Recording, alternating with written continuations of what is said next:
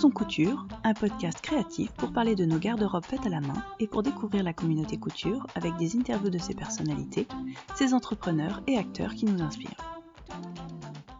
Bonjour Camille. Bonjour Mathilde. Est-ce que tu pourrais te présenter à nos auditeurs s'il te plaît? Qui es-tu? Alors, je vais sur mes 33 ans.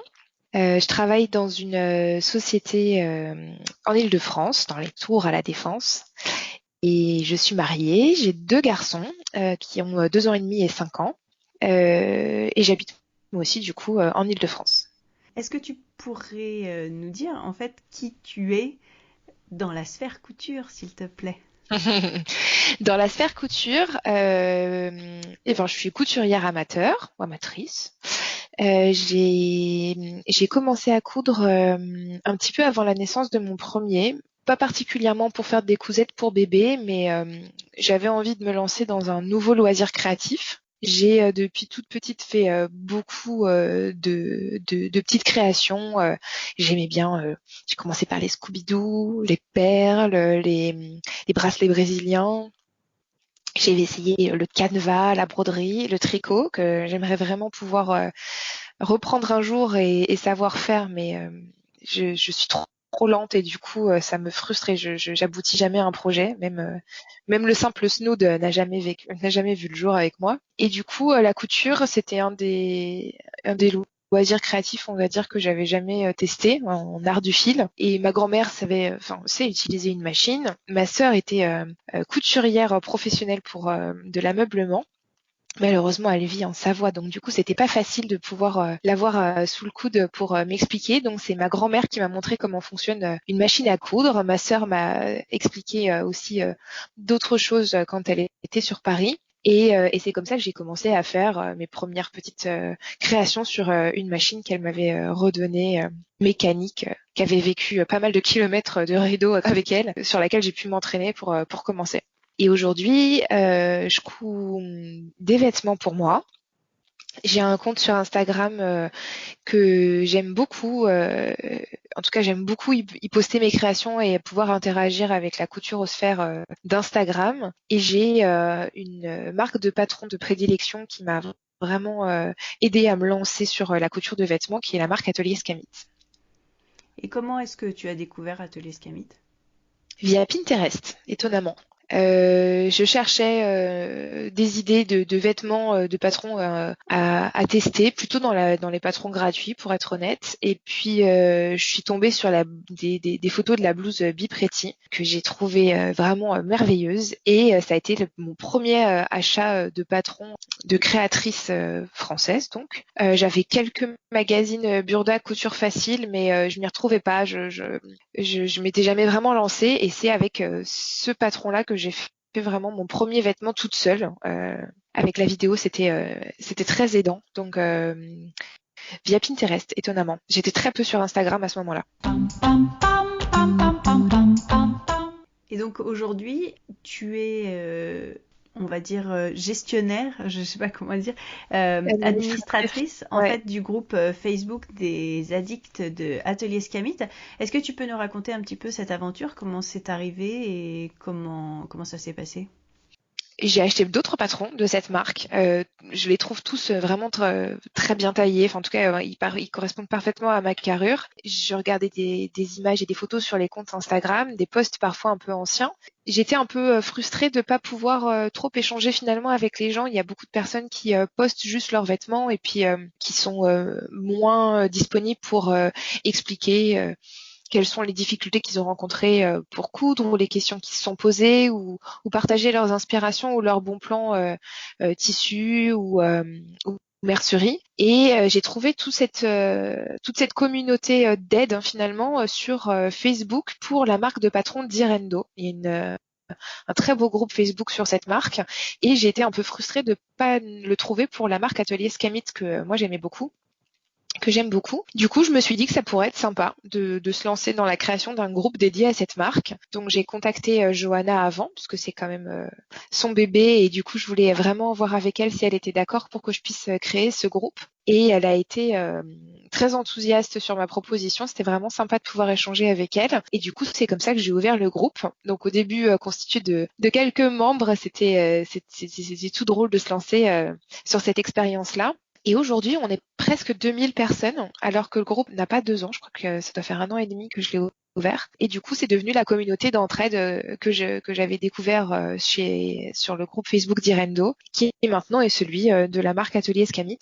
Je l'administre à fond, c'est-à-dire que je gère les inscriptions, mais aussi chacun des posts. Je m'assure que ce ne sont que des posts en lien avec la marque pour ne pas perdre l'essence de ce groupe-là.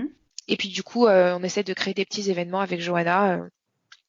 Quand il y a des sorties de patrons, j'essaye de voir si c'est possible de faire quelques petits teasings auparavant sur le groupe. Je l'avais rencontré au salon Création et Savoir-faire l'année dernière. On avait fait une interview qui n'a été diffusée que sur le site, enfin que sur le groupe Atelier Scamitadix. Elle avait fait gagner des lots. Enfin voilà, c'est très sympa. Je suis contente de pouvoir avoir ces échanges avec elle en direct et puis de promouvoir la marque, dire ce qui convient, ce qui convient moins aussi, pour qu'elle est très preneuse des retours des cousettes qui sont sur le groupe Facebook. Donc, je suis très contente de cette activité dédiée à cette marque-là. Tout ce qu'elle fait, je le trouve vraiment superbe. Donc, j'en suis ravie.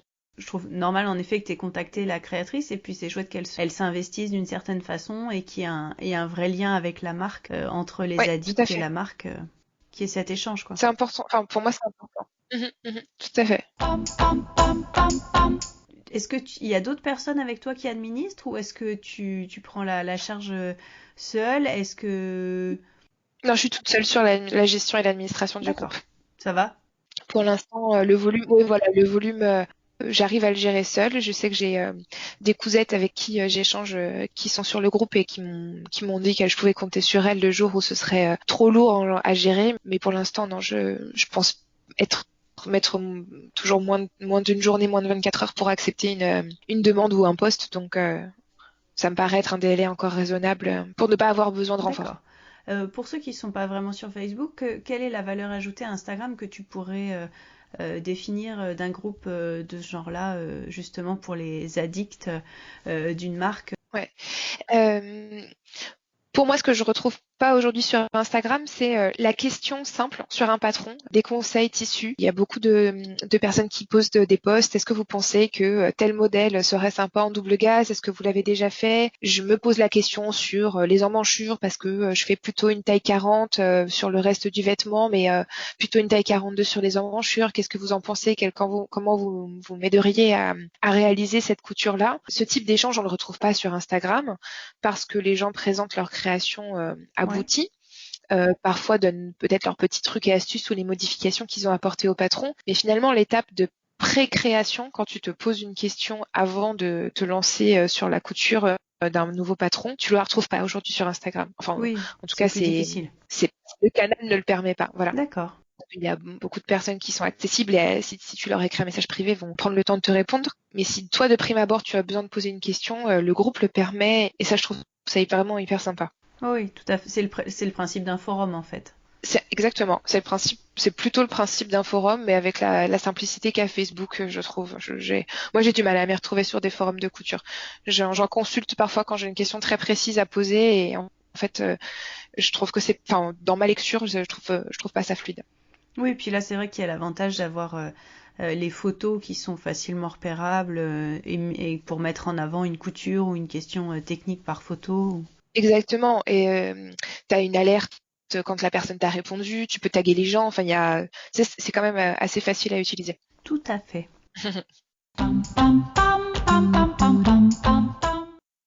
En dehors de cette marque, est-ce qu'il y a d'autres marques ou en tout cas d'autres patrons qui t'intéressent ou est-ce que aujourd'hui tu trouves dans cette marque tout ce qui te... Est-ce que ça te suffit toi pour coudre ou est-ce que tu as malgré tout toujours cette curiosité de regarder d'autres types de patrons? Je dirais malheureusement, je suis intéressée par une tonne de marques différentes, ce qui fait que du coup le budget patron en prend un coup. On va pas se mentir. Pour l'instant, contrairement, par exemple, je pense à Nathalie qui a fait ton précédent podcast, moi je n'ai pas testé de patron anglais ou américain. Je suis quasiment 100% sur de la créatrice française. Il y a beaucoup de marques que j'aime beaucoup, certaines que j'ai en projet et que j'ai pas encore eu l'occasion de tester, mais Mais voilà, République du chiffon, Delphine et Morissette. J'aime beaucoup les créations de Charlotte Ozou, pour qui en plus j'ai eu la chance de pouvoir être testeuse d'un concept de patron en mix and match. Tu sais, tu Oui. choisis ton haut, tu choisis ton bas, tu choisis tes manches, et donc du coup vraiment tu crées ce que tu as envie. Donc ça c'est un concept que j'aime beaucoup. J'avais acheté son livre avant de pouvoir les tester, et j'avais eu la chance de la rencontrer aussi au CSF, donc c'était assez sympa. Ouais.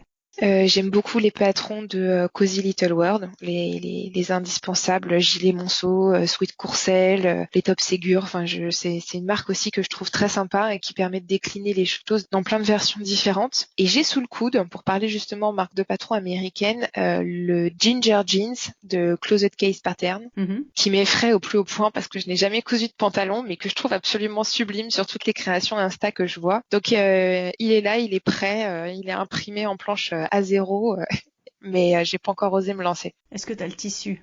Ah bah, bien sûr, pour ça, les tissus pour le faire, ma pauvre. J'en ai beaucoup trop. Mais aujourd'hui, voilà, Atelier Escamille, t'as pas encore fait de patron de pantalon. Du D'accord.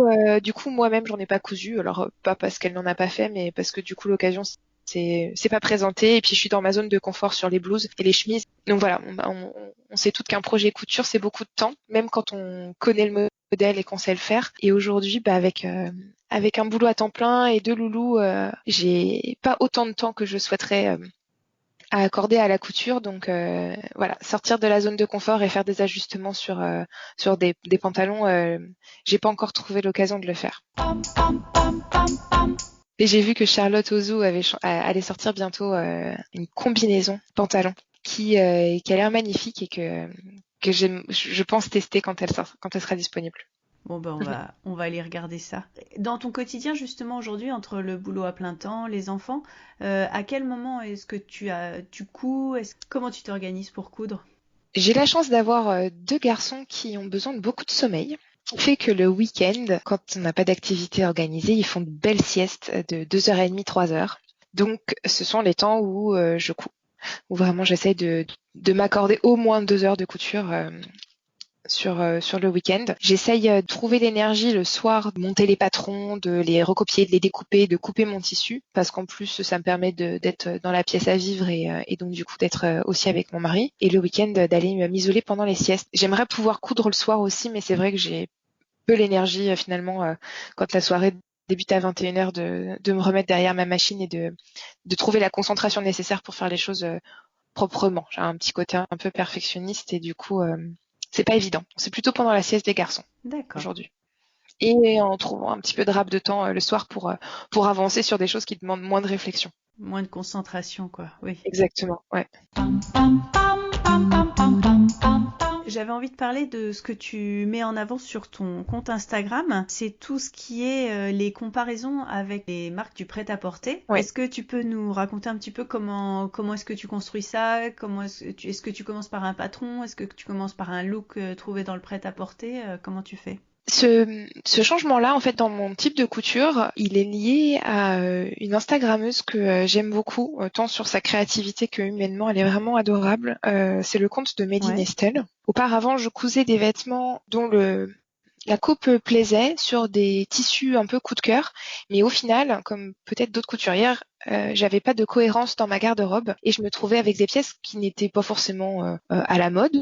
Donc que je la voyais je la voyais dans mon dressing, je la trouvais jolie, mais finalement pour aller bosser, j'avais pas particulièrement envie de la porter. Et en fait, Estelle fait vraiment des vêtements qui sont très tendance, avec des looks très raffinés. Et en voyant tout ce qu'elle faisait, je me suis dit mais mince, il y a des choses que je suis capable de faire en termes de technicité couture. Et si juste je m'orientais un petit peu plus sur ce qui se fait dans le commerce, j'arriverais finalement à me créer des patrons, des vêtements, pardon, qui correspondent davantage à ce que j'ai envie de porter quand je me lève le matin et que je vais passer ma journée au bureau. Donc c'est vraiment en voyant ces créations que j'ai eu cette volonté de changer ma manière de coudre.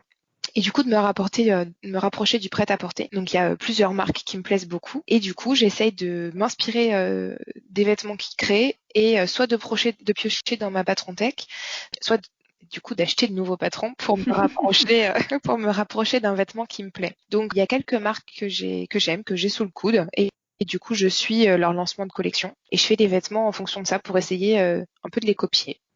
clairement. Parce que je me suis rendu compte que c'était ce qui me plaisait le plus à porter au final. Bon, c'est vrai que tu n'es pas la seule à le faire. On pourra partager, il y a des hashtags assez courants qui permettent de retrouver justement ces comparaisons. Je sais qu'il y a aussi beaucoup de couturières américaines qui s'amusent à faire ça et c'est vrai que c'est toujours, alors c'est ce qu'on disait avec Nathalie l'autre fois, c'est de trouver quel patron pourrait correspondre. C'est un petit peu une espèce de quiz qui sera la plus rapide à trouver quel patron. Mais au-delà de ça, c'est vrai que c'est inspirant de se dire qu'avec toute l'offre proposée sur le marché des patrons aujourd'hui, les créatrices, on peut mix et matcher, comme tu disais tout à l'heure, choisir un col sur un patron, trouver un corps sur un autre, une manche sur un troisième. Surtout si, comme toi, on est assez adepte d'une marque qui a souvent des bases de patrons assez similaires, c'est vrai que c'est intéressant de pouvoir retrouver des choses qui nous plairaient dans le commerce, qui sont faites avec des tissus qu'on a choisis et qui sont vraiment faits par nos mains. Donc le plaisir de le faire, le plaisir de le porter, c'est important, quoi. Complètement. Et puis le budget aussi. Parce qu'au final, ta création couture, alors tu as le coût de patron, tu as le coût de tissu, mais tu te retrouves bien souvent avec des vêtements moins onéreux que dans le prêt-à-porter, en fonction des marques bien sûr que tu cibles, mais c'est assez sympa de pouvoir avoir 3 blouses pour le prix d'une dans le prêt-à-porter, quoi. Et puis surtout, mieux taillé à ta taille, quoi. Absolument, ouais, complètement. Plus ajusté ou avec le petit détail qui te plaît à toi. Mais du coup, ça m'a forcé à me réorienter aussi sur des motifs plus basiques et donc plus facile à accorder en fait sur des tenues. En ce moment, je suis dans une phase où je coupe beaucoup de vêtements blancs, juste neutres, mais qui du coup seront plus simples à sortir ou des couleurs, en tout cas des vêtements avec moins de motifs. Je me rends compte que j'ai plus de facilité à les porter et à les assortir en Oui, fait. bah, c'est toujours intéressant d'analyser sa garde-robe, comme tu dis, et de Oui, savoir ce que complètement. vraiment on a envie de porter, au-delà du travail sur la technicité de la couture, de dire, ben voilà, moi j'ai envie de porter ce que je fais, Oui. donc qu'est-ce que je mets pour de bon?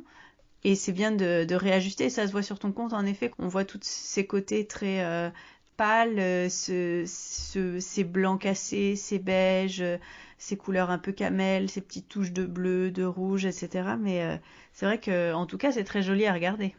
C'est gentil. Ça reste en effet, comme tu dis, du basique. C'est vrai que, voilà, je suis peut-être pas très rapide, mais moi, coudre une chemise, ça me prend entre 7 et 8 heures. Coupe de patron inclus, pose de boutons, etc. Et ce temps, maintenant, j'ai vraiment envie de l'investir. Au-delà du plaisir de coudre, j'ai envie de l'investir pour quelque chose que je vais réussir à porter. Tu as bien raison. Oui. D'ailleurs, en parlant des petites choses classiques, je vois que tu fais un peu de broderie. Tu évoquais au début le fait que tu as touché un peu à plein de choses en termes d'art créatif et d'art du fil. C'est des choses que tu pratiques au quotidien, hormis le snood que tu n'as toujours pas fini. Ah bah, celui-là, il est gentiment dans son pochon. Parce que ça, j'en ai fait des pochons pendant longtemps, mais il est gentiment dans son pochon et il ne bouge pas. Quand j'ai commencé la broderie, moi, plus petite, c'était uniquement du point de croix. J'ai jamais fait tout ce qui est ce que j'appelle point de tige, enfin point droit, qui soit pas des petites croix en fait pour le motif, tout simplement. Et j'ai vraiment eu un coup de cœur sur le livre la petite fabrique de broderie, donc de Rose Céladon, c'est le conte de Rose Céladon que j'ai découvert par le conte du Bazar d'Anne-Charlotte. Je trouve que les motifs sont très jolis et en effet j'ai brodé sur 2 petits pochons parce que les pochons c'est quand même bien, 2 petits pochons que j'ai fait en cadeau de fin d'année l'année dernière et je me suis vraiment éclatée à les réaliser. J'avais jamais fait ce type de broderie et le point de croix j'aime bien, mais c'est quand même très long. C'est beaucoup plus long finalement que ces autres types de points de broderie. La chance parce que du coup quand je m'y suis réintéressée, je pense que j'ai été très influencée par la mode d'Instagram sur le période de mai-juin et du coup les modèles fleurissaient de partout et comme je faisais avant du point de croix, j'avais déjà tout le matériel de fil etc pour me lancer. Donc je n'en fais pas autant que je voudrais. J'aimerais pouvoir profiter de mes cousettes justement pour les personnaliser avec un petit mot sympa brodé dessus. J'ai pas encore pris le temps ou eu l'occasion de le faire, mais c'est un loisir que je trouve vraiment sympa parce que c'est rapide. Donc tu vois vite le résultat, contrairement au Snood, toujours on en revient. Tu peux le faire sans générer de bruit pour ton entourage, parce que la machine à coudre ou la surjeteuse c'est quand même un peu bruyant. Et puis tu peux le faire voilà en étant posé dans le canapé. Donc c'est quelque chose qui me plaît beaucoup et j'y trouve beaucoup de satisfaction. Le rendu final me plaît vraiment. J'en fais moins que la couture, mais c'est un loisir créatif qui me plaît beaucoup. Bon, ben, à quand ta prochaine blouse brodée? Ah oui, oui, mais oui, ce serait bien. Ce serait bien. Juste un petit mot un peu discrètement, tu vois. Je vois très bien où je le mettrais. J'ai pas encore choisi le mot, mais ça me plairait bien, ouais. Et on voit aussi que tu proposais donc une boutique Etsy avec des accessoires. T'as toujours ta boutique Etsy? Oui, D'accord. mais elle n'est pas du tout alimentée, quoi. Je l'ai créée et je l'ai pas mal utilisée quand j'en ai eu marre de d'avoir un stock de pochettes énorme dans mon placard.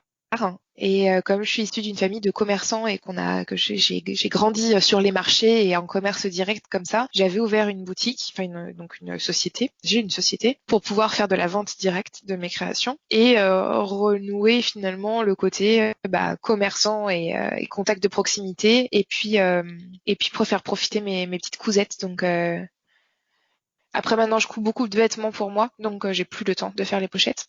Mais j'ai adoré, et j'ai toujours ma société d'ailleurs, parce que je me suis pas résolue à la fermer. Pouvoir faire des marchés créatifs, des marchés de Noël, à chaque fois, voilà, c'est des super moments hyper sympas. Donc je l'ai fait dans plusieurs villes des Hauts-de-Seine et c'est vraiment cool. Et c'est quelque chose que tu envisagerais de refaire? Pourquoi pas? Pas forcément pour le plaisir de coudre des pochettes, parce que ça, je me suis un peu lassée. Mais par contre, pour le plaisir de pouvoir reprendre contact avec les gens et voilà, faire des rencontres et puis présenter fièrement ce que j'ai cousu aussi, ouais. J'en ai fait, je crois, encore Noël dernier quand même. Par connaissance, une fille avec qui j'avais beaucoup sympathisé, qui avait ouvert un concept store dans ma ville, qui avait exposé du coup mes articles et qui connaissait quelqu'un qui avait besoin d'un stand pour son comité d'entreprise, qui avait organisé un espèce de petit événement dans sa structure. Et du coup, j'ai été faire comme ça sur l'heure de déjeuner une vente. C'était hyper sympa. C'est cool. Ouais, franchement, c'est sympa. Ça te crée un réseau, tu rencontres des gens. Ça me plaît. Ce côté commerçante me manque aujourd'hui. C'est plus du tout le même métier, donc voilà. Très bien. Donc, pas trop Etsy, Oui. mais je garde ma société. T'as commencé plutôt la couture avec des accessoires ou avec des vêtements? Non, j'ai vraiment commencé avec des accessoires, des choses simples au début. Voilà, comme je disais, des pochons à coulisses, des trousses zippées. En fait, je me suis attelée à une technique de couture un peu plus précise en allant faire des cours de la mercerie Froufrou. Ouais. Sur Paris. Donc il y avait, ils ont maintenant les cours sont exclusivement à la boutique de Montmartre, il me semble, mais à l'époque ils avaient un corner au printemps à côté de Nation, donc c'était assez pratique pour moi. Et c'était des cours avec une couturière aguerrie qui est adorable, j'ai dû faire 3 ou 4 cours différents et donc j'ai appris à coudre justement des trousses, des pochons, enfin des formes simples, mais qui étaient vraiment top pour moi parce que ça me permettait de découvrir des techniques un petit peu plus précises. J'ai fait du coup beaucoup de trousses, beaucoup de pochettes que j'ai fini du coup par vendre sur mon compte Etsy et puis beaucoup en vente directe également sur des marchés de créateurs, des marchés de Noël. Et le vêtement, non, j'y suis arrivée plus tard parce que j'avais envie de me poser un nouveau challenge couture et j'ai la chance d'avoir une amie de ma belle-mère qui était couturière professionnelle, qui était chef d'atelier dans une marque de sous-vêtements français et qui du coup m'a appris à lire un patron, et puis quelques techniques couture voilà plus poussées, à coudre du jersey par exemple, comment j'ai réglé sa machine, les points extensibles, etc. Donc les vêtements sont venus plus tard. Et comme je disais tout à l'heure, du coup, c'est vraiment sur un vêtement atelier Scamite que je me suis lancée toute seule sur un nouveau vêtement. Donc au début de la trousse et de la pochette. Et du coup, quand ça a commencé à être un peu plus présentable, des ventes sur la boutique Etsy, ouais. Bon, et ben tu nous tiendras au courant si tu remets en route ta boutique Etsy et ben, peut-être que certains de nos Ouais. auditeurs auront la chance de te croiser sur un marché cet hiver ou un jour à l'occasion.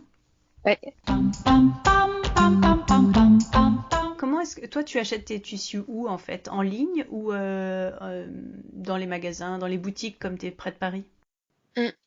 Les deux. J'aime beaucoup me déplacer à Saint-Pierre pour donc au pied de Montmartre pour aller voir les tissus, toucher les tissus et les matières. Et après, j'ai des boutiques de prédilection en ligne auprès de qui je fais des achats. Stragier, Pretty Mercerie, Crafting, ma petite mercerie. Je pioche un peu partout. Les tissus, les coupons Saint-Pierre aussi à distance, mais j'aime bien aller en boutique. Donc les deux. Je suis pas fermée ni à l'un ni à l'autre. Pour tes tissus, t'es plutôt du genre à faire une collection ou à être très précise sur ce que t'achètes? Raconte-moi.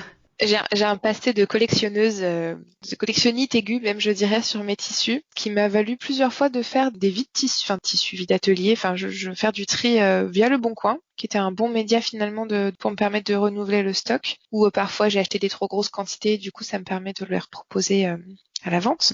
Je sais par exemple que quand je vais chez Benitex, qui est une boutique en Île-de-France qui vend aussi sur Internet, je craque systématiquement sur des quantités et des quantités de tissus. Enfin, c'est la caverne d'Ali Baba pour moi. Donc là, j'ai beaucoup de tissus Benitex qui attendent dans mon stock. Et j'essaye, dans la même logique finalement que la sélection de mes projets couture de manière plus réfléchie pour plus coller à une tendance ou à un souhait de vêtement que je souhaiterais coudre. J'essaye maintenant d'acheter un tissu pour un projet.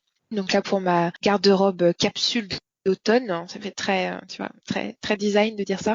J'ai acheté 7-8 tissus qui très précisément correspondent à des projets couture. J'ai un petit post d'ailleurs sur mon Insta à ce sujet où je précise chacun des projets que je veux pour chacun de mes tissus et je présente des liens avec les comptes Instagram où j'ai trouvé des cousettes qui correspondent à ce que j'ai envie de faire. Oui, c'est vrai, j'avais vu ça, c'était très précis et très détaillé. Et en fait, tu as noté pour chaque tissu d'où venait l'inspiration et le patron que tu avais en tête. Bon, jusque-là, tu t'y tiens? J'en suis à je crois que j'en ai 7, je sais plus si c'est 6, 7 ou 8, mais j'en ai cousu 3. C'est pas mal. C'est très bien. Bravo. C'est pas fini, mais ouais. J'aimerais trouver le temps pour la suite, ouais. Bon, bah écoute, l'automne n'est pas fini, donc je pense que... Non, j'espère finir avant l'été. Je pense que ça se profile bien. Ah ouais. J'avais une dernière question d'ailleurs, parce que c'est comme ça que je t'ai découvert. Tu as fait un joli passage chez Perrine de Auguste et Septembre. Est-ce que tu peux nous parler un petit peu de cette rencontre? J'ai découvert moi, le blog de Perrine via Instagram. Et j'ai découvert son article sur la couture de chemise que j'ai trouvé hyper sympa. Et alors le format des drôles de dames m'a beaucoup plu. Ouais, c'est chouette. Ouais, c'est vraiment une bonne idée de pouvoir générer un esprit créatif autour d'un thème commun, mais tout en laissant chaque participante vraiment faire le choix de ce qu'elle a envie de faire. Et puis j'aimerais vraiment avoir l'énergie et la rigueur de tenir un blog comme elle, comme vous. Mais aujourd'hui, je sais que je le fais pas. Donc du coup, participer à ce blog, pouvoir écrire mon petit article de ma patte et puis participer à un challenge créatif, ça a été vraiment génial. Donc on en discuté avec Perrine via Instagram à propos de posts et d'autres. Et puis elle m'a très gentiment proposé de participer à une cousette drôle de dame avec elle et puis avec Anne-Lise. Donc on a construit le sujet ensemble de la broderie anglaise ou de la dentelle. Et puis ça a été mon projet couture de cet été qui permettait de réconcilier deux autres envies. C'était de me lancer dans la blouse vertige d'atelier Scamit et puis de me lancer dans la couture de mon magnifique coupon de broderie anglaise, des coupons de Saint-Pierre qui font vraiment des tissus exceptionnels à mon sens. Du coup, c'est comme ça que les choses se sont faites. En tout cas pour nos auditeurs, et je leur dirai pour un petit peu tout ce qu'on a échangé aujourd'hui, sur l'article du blog correspondant à cet épisode, il y aura tous les liens et toutes les images correspondant à ce qu'on a évoqué. Et donc, si vous ne connaissez pas encore le blog de Perrine de Auguste et Septembre et ses drôles de dames, n'hésitez pas à y faire un tour et je mettrai le lien en particulier de la session que vous avez faite ensemble. C'était début septembre, je crois. Oui, il me semble, oui, elle a été publiée début septembre. Oui, c'est vraiment un chouette blog. Il y a beaucoup de choses, beaucoup d'explications sur ses patrons, sur ses projets, et puis ça permet en effet, comme tu dis, de découvrir par ricochet au moins deux autres couturières. Je pense qu'elle doit être à son 13e ou 14e article Drôle de Dame. Donc c'est encore une autre forme finalement de média pour découvrir d'autres couturières, d'autres manières de coudre qui est hyper sympa. Tout à fait. Avec une belle plume en plus de tout ça. Ouais. Les articles sont vraiment sympas à lire, ouais, vraiment agréables. Bon, bah écoute, Camille, je te remercie beaucoup d'avoir pris le temps de venir discuter avec moi aujourd'hui. Est-ce que tu pourrais dire à nos auditeurs où te retrouver sur Internet? En effet, oui, sur mon compte Instagram principalement, camille.msc, en tant qu'admin de la page Atelier Camille Tadix, donc je réponds aux messages privés, messages personnels. Très bien. Eh ben, merci beaucoup Camille, et puis à bientôt. Merci à toi et au plaisir d'écouter encore d'autres podcasts à venir sur ta chaîne. Merci beaucoup Camille. Vous pouvez retrouver toutes les notes et références citées lors de cet épisode sur l'article qui lui est dédié sur le blog madeinsherwood.fr. Retrouvez-moi également sur Instagram, Atelier Sherwood. C'était Causons Couture avec Mathilde et Camille. Merci beaucoup, à bientôt et bonne couture.